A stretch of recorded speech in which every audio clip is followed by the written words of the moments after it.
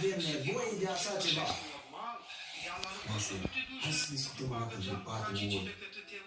Nu asta e Corneliu. Da, discuțiile astea importante nu trebuie să aibă loc între 6 ori. Și ce cu noi nu am timpul?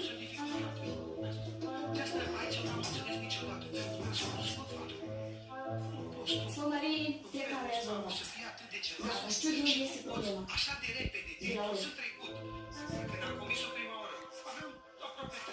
Neneașule, haideți să luăm un organizator de ăsta care a spus Ancuța. Haideți, vă rog eu.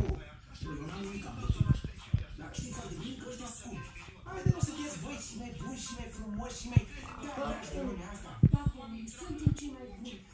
Dar când s-au adunat deja prea multe costuri cu nunta asta și trebuie să înțelegi și pe noi. Dar nu așa, dar în cazul ăsta cu Maria, n-am cum să mă ocupe de tot. Ea făcea tot acolo. Am nevoie de un organizator